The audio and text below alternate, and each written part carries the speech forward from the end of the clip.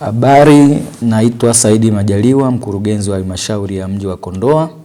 Nimekuja mbele yenu leo kuambia habari njema kwamba halmashauri yetu ya mji wa Kondoa katika kutekeleza majukumu yake na kuweka mazingira rafiki kwa wawekezaji, tumetenga eneo moja kubwa ambalo linapakana na benki ya CRDB, lakini napakana na taasisi zingine ambalo liko hapo mtaa wa kwa Pakacha. Eneo hili tumelitenga kwa makusudi kwa ajili ya ujenzi wa kituo cha kisasa cha mikutano kwa maana ya conference center.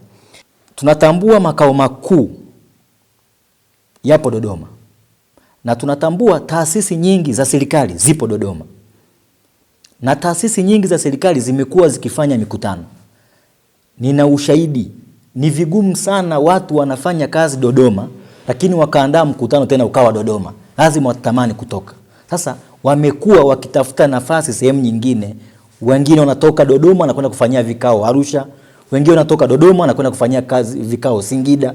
Kutoka Dodoma kwenda Singida ni kilomita zaidi ya 300, lakini kutoka Dodoma kuja Kondoa ni kilomita 100.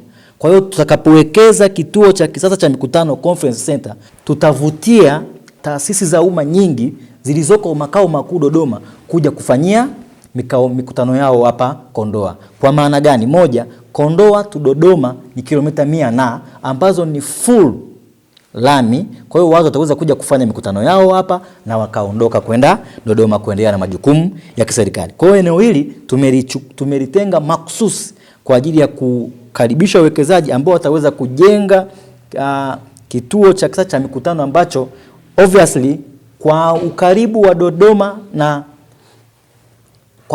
Kondoa itamwezesha kurudisha fedha zake mapema. Na kwenye utafiti wetu uliofanya, ukianzia Dodoma kuja kuifikia mpaka Babati, hakuna sehemu ambako kuna ukumbi mkubwa wa mikutano ambao taasisi za kiserikali zilizoko Dodoma zinaweza zikakaa. Kwa hiyo nategemea kwamba baada ya kuwekeza mradi huu tutashika sana fursa kupitia taasisi, mashirika mbalimbali ambayo kwanza Kondoa tunasifika kwa kuwa na vyakula vya kisasa lakini vya asili, kuku wa asili ambao wananchi wengi wamekuwa wakitamani kuja kufanya huku mikutano, lakini kutokana na ukosefu wa kumbi hizi za kisasa na maeneo mbalimbali ya hoteli na nini, ndio maana watu wetu wamekuwa wakivuka kwenda Arusha, wengine wanavuka kwenda Singida.